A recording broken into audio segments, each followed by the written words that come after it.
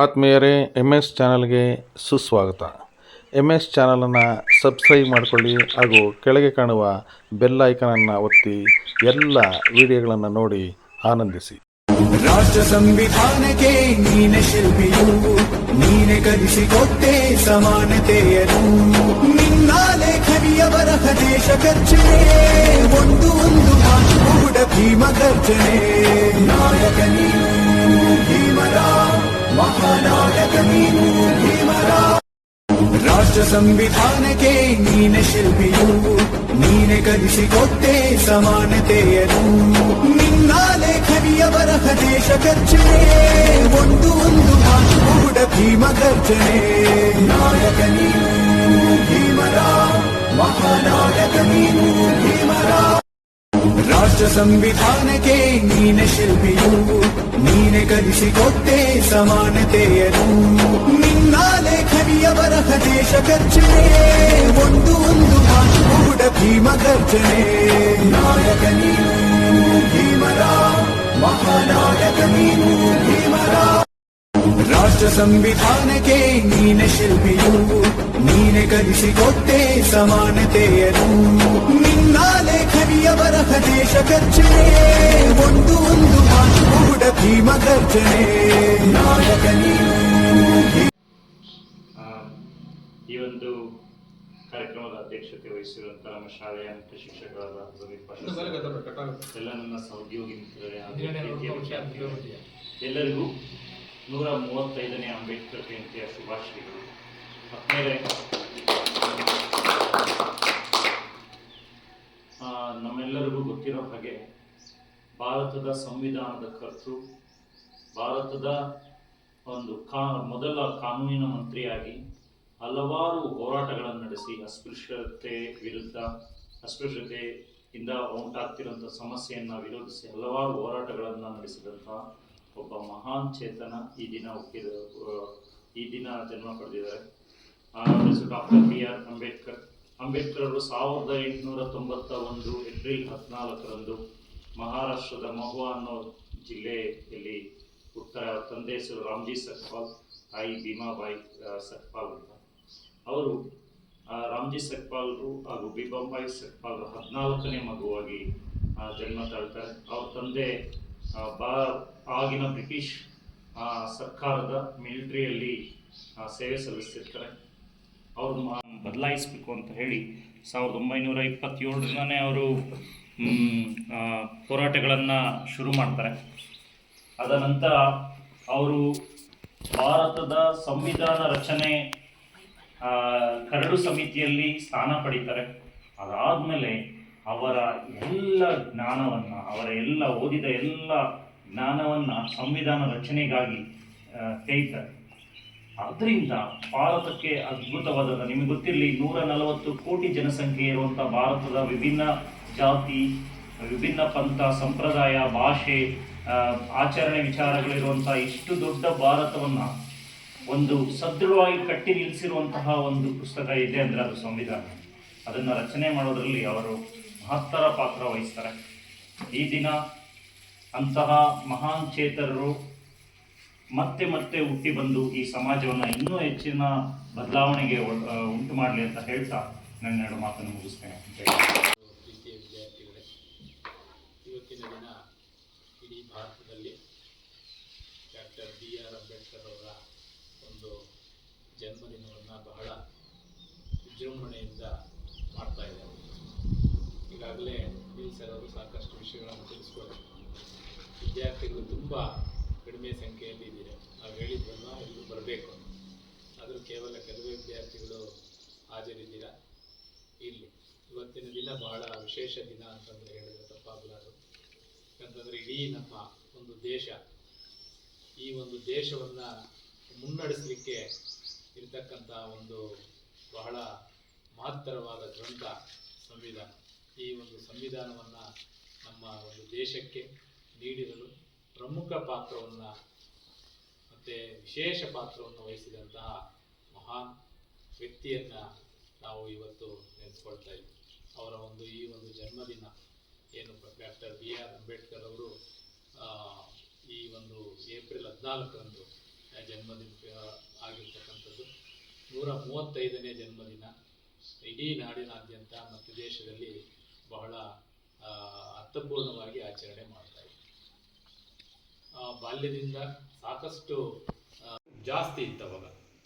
ಆ ಒಂದು ಸಂದರ್ಭದಲ್ಲಿ ಡಾಕ್ಟರ್ ಬಿ ಆರ್ ಅಂಬೇಡ್ಕರ್ ಅವರು ಏನು ಒಳ್ಳೆಯ ಒಂದು ಶಿಕ್ಷಣ ಪಡ್ಕೊಳ್ತಾರೆ. ಆ ಶಿಕ್ಷಣ ಪಡ್ಕೊಳ್ಳೋವಕ್ಕೂ ಅವಾಗ ಎಲ್ರಿಗೂ ಅವಕಾಶ ಇರಲಿಲ್ಲ, ಶಿಕ್ಷಣ ಎಲ್ರಿಗೂ ಇರಲಿಲ್ಲ. ಇವತ್ತು ನಾವೆಲ್ಲ ಶಾಲೆಗಳಲ್ಲಿ ಎಲ್ಲರಿಗೂ ಸರಿಸಮಾನವಾಗಿ ನಾವು ಶಾಲೆಯಲ್ಲಿ ಶಿಕ್ಷಣ ಪಡೆದುಕೊಡ್ತಾ ಇದ್ದೀವಿ. ಇಷ್ಟೆಲ್ಲ ಒಂದು ಶಾಲೆಗಳಾಗಿದೆ, ಇಷ್ಟೆಲ್ಲ ಒಂದು ಬೆಳವಣಿಗೆ ಆಗ್ತಾ ಇದೆ ಅಂದರೆ ಅದಕ್ಕೆ ಕಾರಣವೇ ಸಂವಿಧಾನ. ಆ ಸಂವಿಧಾನದಲ್ಲಿ ಸ್ಪಷ್ಟವಾಗಿ ನಮಗೆ ಏನು ಮಾಡಬೇಕು, ದೇಶ ಹೇಗೆ ಮುನ್ನಡೆಯಬೇಕು ಅಂತಕ್ಕಂಥದ್ದನ್ನು ಸ್ಪಷ್ಟವಾಗಿ ತಿಳಿಸ್ಕೊಟ್ಟಿದ್ದಾರೆ. ಆಗ ಹೇಗೆ ಬಿಫೋರ್ ನಮ್ಮ ಒಂದು ಸಂವಿಧಾನ ಬರೋಕ್ಕೆ ಮುಂಚೆ ಅಥವಾ ಏನು ನಾವು ಸ್ವಾತಂತ್ರ್ಯ ಬರೋದಕ್ಕಿಂತ ಮುಂಚೆ ನಮಗೆ ಒಂದು ಸ್ಪಷ್ಟವಾದ ಒಂದು ಇದಿರಲಿಲ್ಲ. ಹಲವಾರು ಹೋರಾಟಗಳು ಆಯಿತು, ಬ್ರಿಟಿಷರ ವಿರುದ್ಧ ಹೋರಾಟ ಆಯಿತು, ಸ್ವಾತಂತ್ರ್ಯ ಬಂತು. ಸ್ವಾತಂತ್ರ್ಯ ನಂತರ ನಮ್ಮ ದೇಶ ಹೇಗೆ ಮುನ್ನಡಿಬೇಕು ಅಂತಕ್ಕಂಥ ಒಂದು ನಿರ್ದಿಷ್ಟವಾದ ಒಂದು ಯೋಜನೆಯನ್ನು ರೂಪಿಸಬೇಕಾಗಿದೆ. ನೋಡಿ, ಇಷ್ಟೊಂದು ದೊಡ್ಡ ದೇಶ, ಎಷ್ಟೊಂದು ಜನಸಂಖ್ಯೆ, ಎಷ್ಟೊಂದು ಹಳ್ಳಿಗಳು, ಎಷ್ಟೊಂದು ರಾಜ್ಯಗಳು, ಎಷ್ಟು ಭಾಷೆಗಳಿದೆ, ಸಂಸ್ಕೃತಿ, ವಿವಿಧ ಧರ್ಮಗಳು ಎಲ್ಲ ಒಂಥರ ಒಂದು ವಿಭಿನ್ನವಾದ ದೇಶ. ಬೇರೆ ದೇಶಗಳಿಗೆ ನಾವು ಹೋಲಿಸಿದ್ರೆ ಅವರೆಲ್ಲರನ್ನ ಒಗ್ಗೂಡಿಸ್ಕೊಂಡು ಒಂದು ಒಕ್ಕೂಟದಲ್ಲಿ ಹೋಗ್ಬೇಕಂತಂದ್ರೆ ಅಷ್ಟು ಸುಲಭ ಅಲ್ಲ. ಹಾಗಾದ್ರೆ ಹೇಗೆ? ಅದಕ್ಕೊಂದು ರೂಲ್ಸ್ ಬೇಕಲ್ಲ, ಅದಕ್ಕೊಂದು ಫ್ರೇಮ್ ವರ್ಕ್ ಬೇಕು.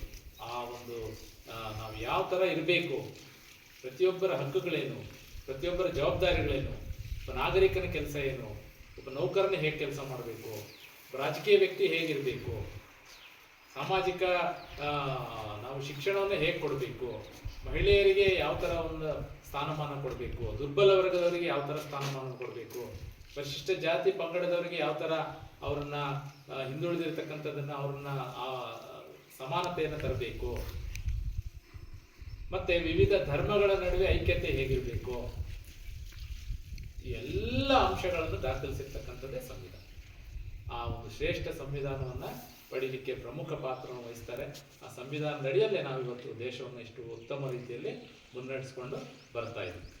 ಸಂವಿಧಾನ ಅಂದರೆ ಏನು, ಅದರ ಒಂದು ಪ್ರಿಯಾಂಬಲಲ್ಲಿ ಏನಿದೆ, ನೀವು ಪ್ರತಿನಿತ್ಯ ಪ್ರಿಯಾಂಬಲ್ ಹೇಳ್ತೀರಾ, ಸಂವಿಧಾನದ ಪೀಠಿಕೆ ಹೇಳ್ತಿರ್ತಾನೆ, ಅದರಲ್ಲೇ ಹೇಳಿದ್ದಾರೆ ಏನು.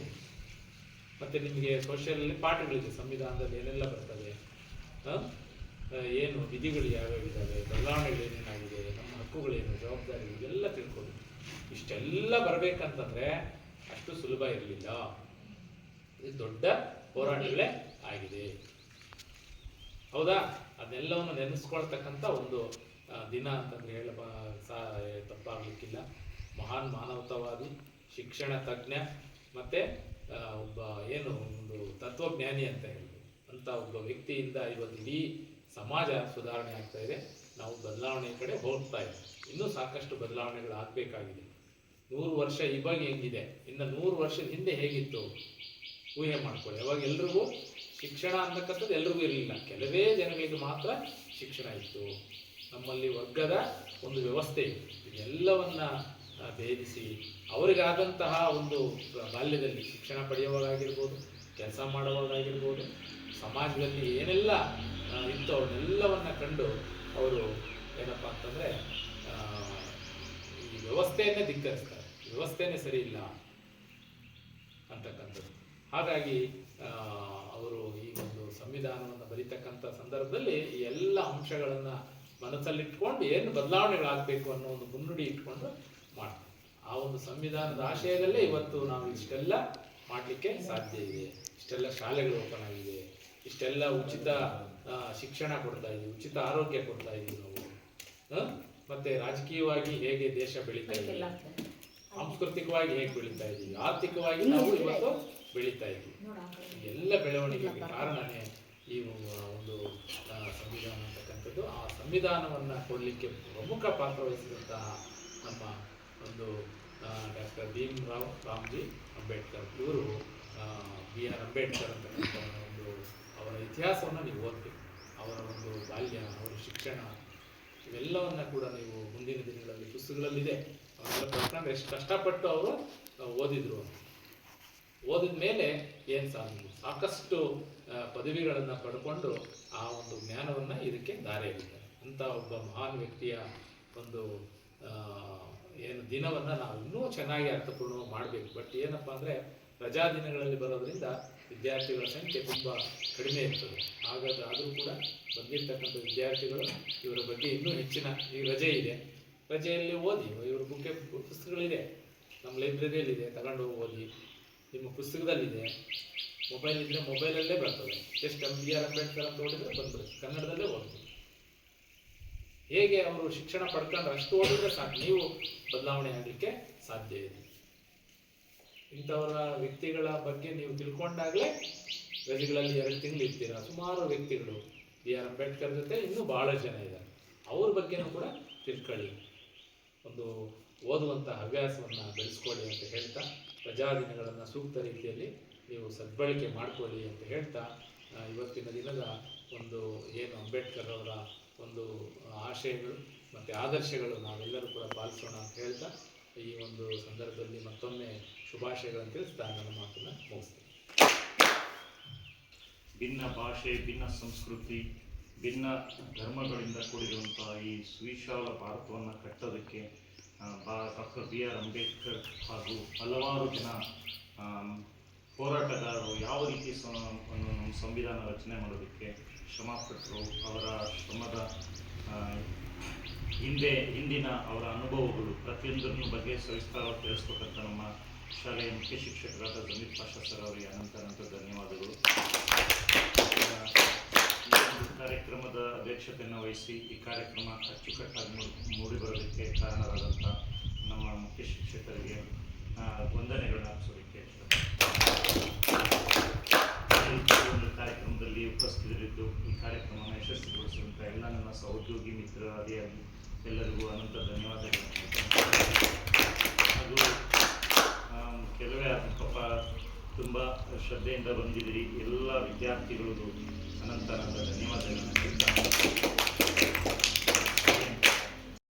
ರಾಷ್ಟ್ರ ಸಂವಿಧಾನಕ್ಕೆ ನೀನೆ ಶಿಲ್ಪಿಯು, ನೀನೆ ಕಲಿಸಿಕೊಟ್ಟೆ ಸಮಾನತೆಯನ್ನು. ನಿನ್ನ ಲೇಖನಿಯ ಬರಹ ದೇಶ ಗರ್ಜನೆ, ಒಂದು ಮಾತು ಕೂಡ ಭೀಮ ಗರ್ಜನೆ. ನಾಯಕ ನೀನು ಭೀಮರ, ಮಹಾನಾಯಕ ನೀನು ಭೀಮರ.